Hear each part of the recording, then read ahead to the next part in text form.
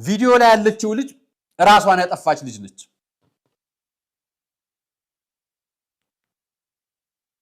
ምን እንደሚል ላንብብላችሁ። እናንተ ቪዲዮን ተከታተሉት። እኔ ላሳያችሁ። ልጅቷ ምን እንደደረሰባት ምን እንደተፈጠረ ላሳያችሁ። ልጅቷ ራሷን አጠፋች። አረብ ሀገር ነው ያለችው። እኔንም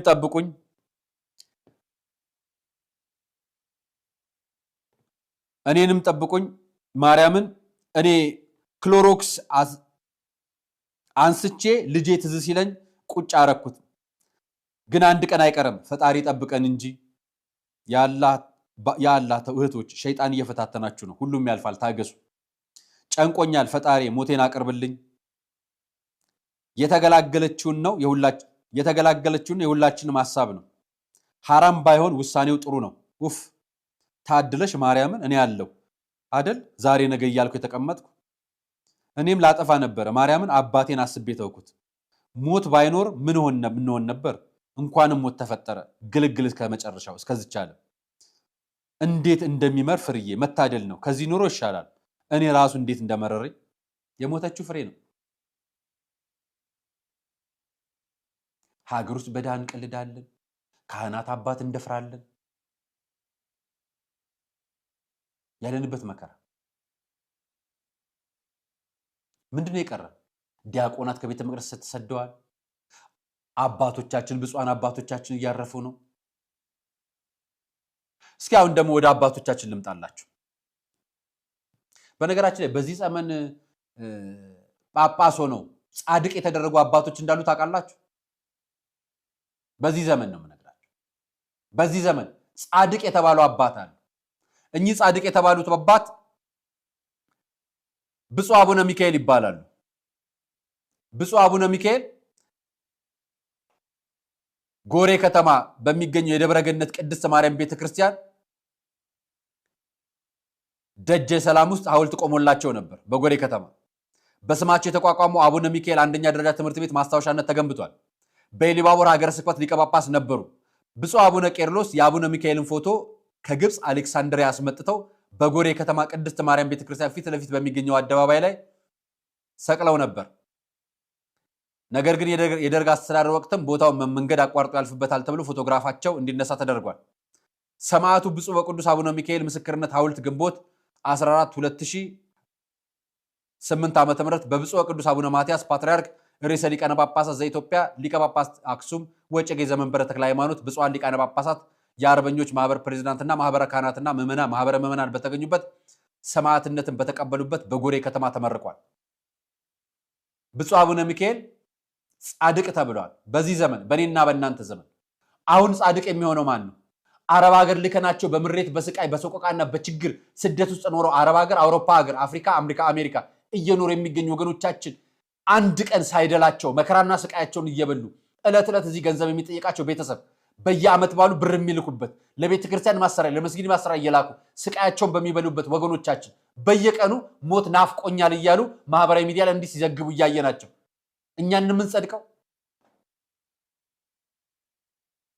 እሺ ያ ቤተ መቅደስ የሚያገለግለውን ዲያቆን ቤተ መቅደስ የሚያገለግለውን ካህን ከቤተ መቅደስ አባረነው አሳብደነው በየጸበሉ ሲንከራተት መከራውን ሳይ ወላጆቹን ሳያቅ ተንከራቶ መከራውን አይቶ የተቀመጠው ልጅ እኛንን ታዲያ ጻድቅ የምንባለው?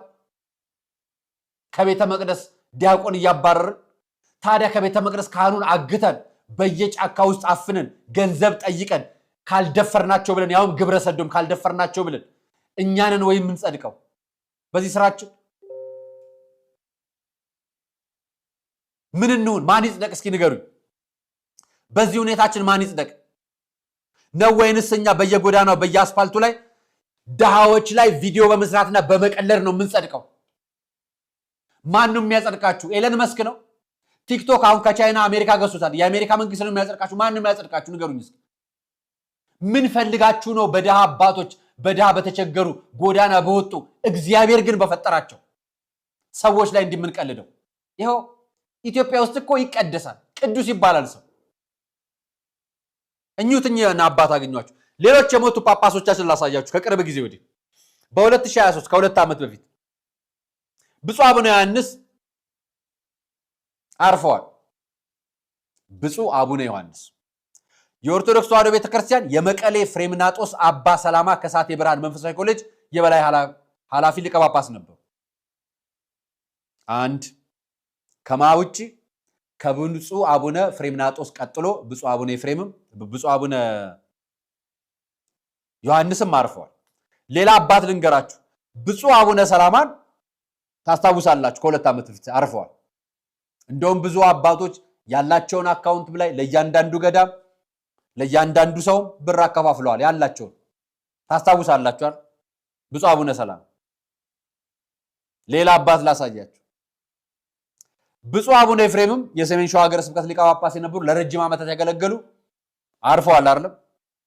ከ3 ዓመት በፊት ልውሰዳችሁ ደግሞ ብፁዕ አቡነ ማትያስ ካናዳ ላይ ዘካናዳ ስርዓተ ቀብራቸው የተፈጸመው እዚህ ነው። እሳቸውም አርፈዋል አይደል? ከ4 ዓመት በፊት በየዓመቱ ጳጳስ እየቀበር ነው አይደል? ላስታውሳችሁ ብፁዕ አቡነ አረጋዊ እኮ ከ2 ዓመት በፊትም አርፈዋል። እሺ ሌላ ልጨምርላችሁ። ብፁዕ አቡነ መልከ ጼዴቅ ከ5 ዓመት በፊት አርፈዋል።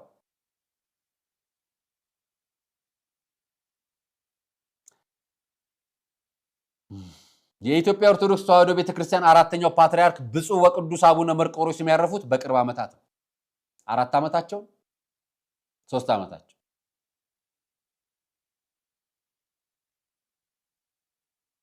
ታላላቅ አባቶችን ልጥቀስላችሁ።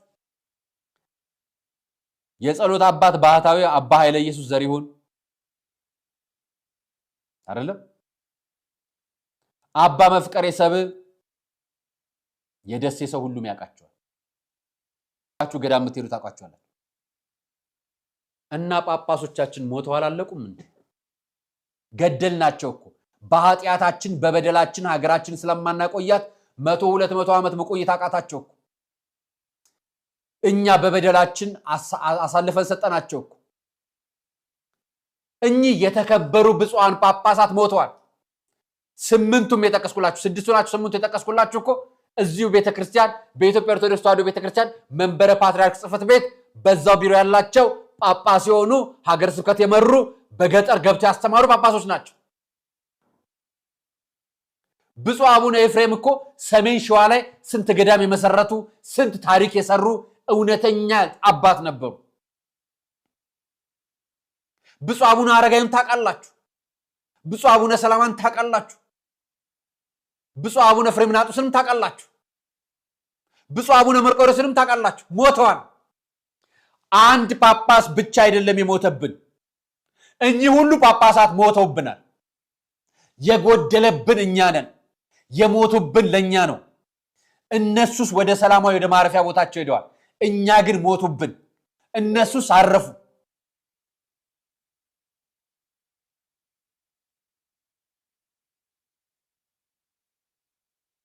እውነት ስንት ቀሩ? ከዚህ በኋላ ቀጥሎ እያልን እንቁጠር። እንደው ለአባቶቻችን ጸሎት አናረግም ነው? አሁንም ገንዘብ ወርውረን መንገድ ላይ ዳዎች ላይ ቪዲዮ እየሰራ እንቀልዳለን።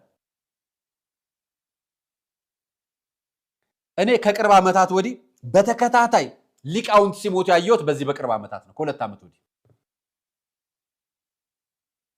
አንድ ጊዜ ስሙር አላምር ማን ነው ሊቀ ሊቃውንት ስሙር አረፉ ብዬ ስናገር ፕሮግራም እውነተኛ ናቸው። በነገራችን ላይ ጎጃም ላይ ያረፉ ናቸው። እዚህ አዲስ አበባ የሚኖሩትን ስሙር አላምረውን ያልኩ መስሏቸው የተቆጡ ሰዎችና የደወሉልኝ ነበሩ። በኋላ ቪዲዮን አይታችሁ ጨርሳችኋል ስላቸው ለካ ሌላ ሊቃውንት ናቸው። ተመሳሳይ ስም ያላቸው ሊቃውንት ናቸው። በጣም ብዙ ሊቃውንት ግን አርፈዋል። በትግራይ ላይ በጦርነቱ የሞቱብን ሊቃውንት የሉም፣ ካህናት የሉም፣ ዲያቆናት የሉም፣ ምዕመናን የሉንም። በአማራ ክልል የሞቱብን ዲያቆናት የሉንም፣ ሊቃውንት የሉንም፣ ካህናት የሉንም፣ ምዕመናን የሉንም።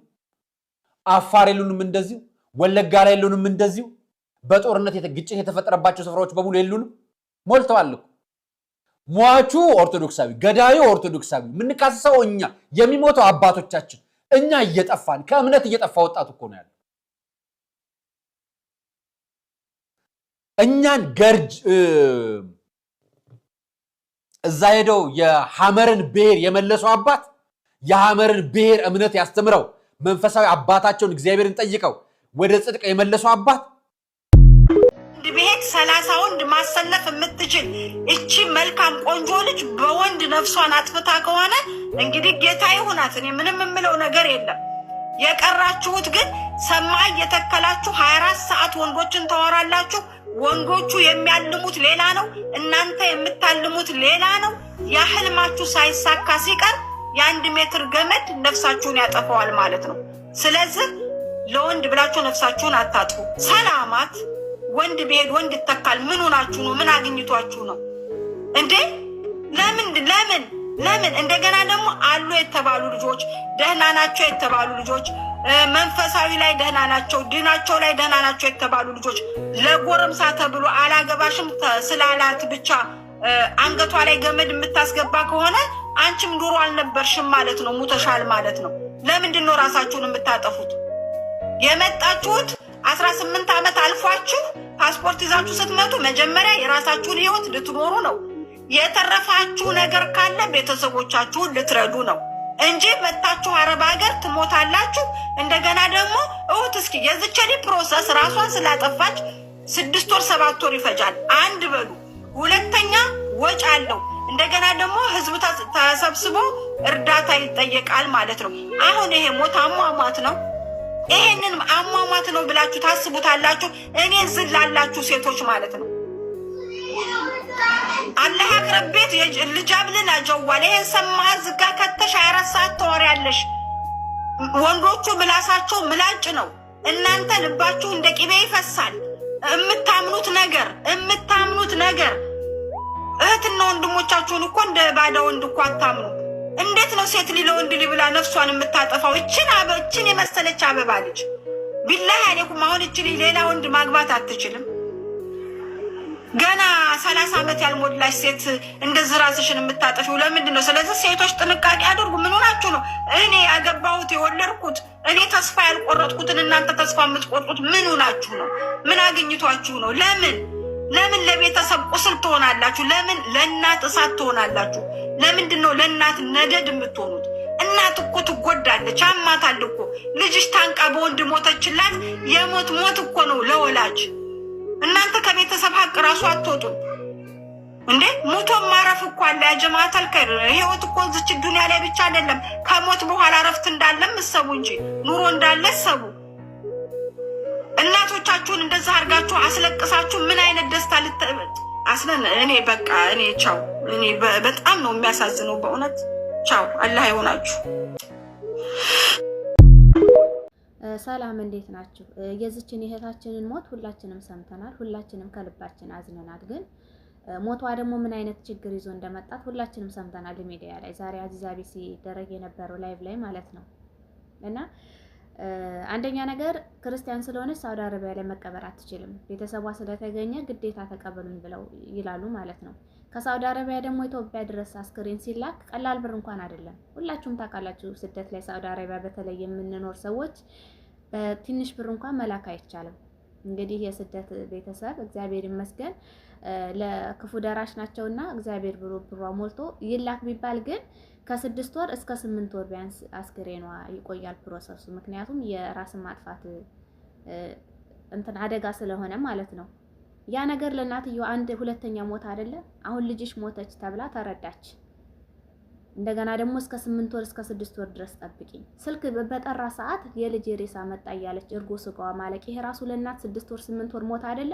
ልጅቷስ አንዴ ሞታ ተገላግላለች። ግን እናትየዋ ለዘላለም ሞት ነው ጥላባት የሄደችው።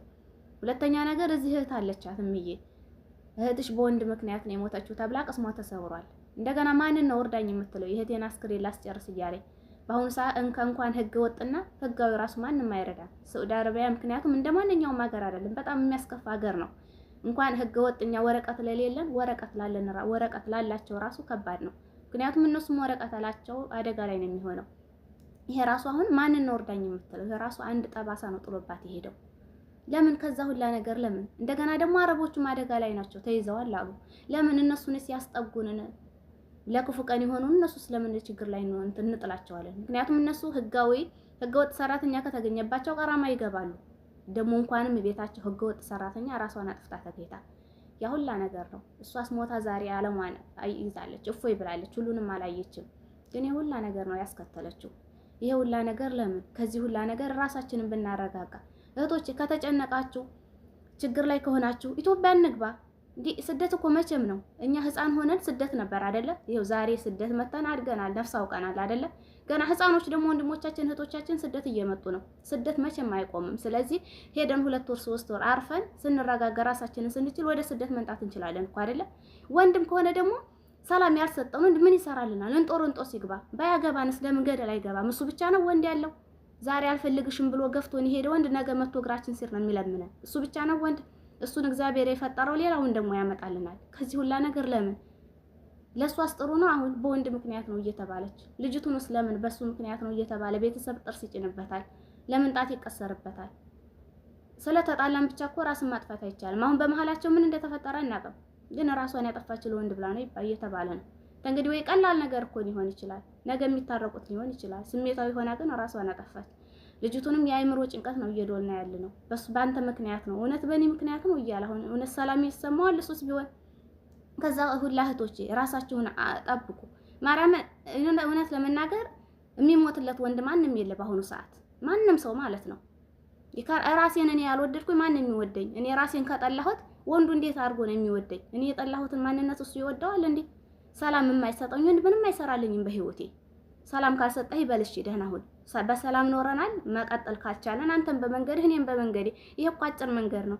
ግን ራስን አጥፍቶ እናትስ ቢሆን ልጄ በምን ነው የሞተችው? ራሷን አጥፍታ ለወንድ ብላ ማርያምን። ይሄ የዘላለም ጸጸት እኮ ነው። እግዚአብሔር ሰላም ይነሳታል። እናት ምን ነው ልጄ ትላለች እኮ ስታለቅስብንስ እንደ የሰማዩ ቤት እግዚአብሔር ሲቀበለናል። ምን ነው ልጄ ምን አረኮሽ ብትል እንዲህ በሰላም እኮ ሄዶ አገር ገብቶ እኮ እመይ ብሎ እናት ጉያ ማልቀስ አይሻልም? ራስን ከማጥፋት እግዚአብሔርን አያስፈልግም።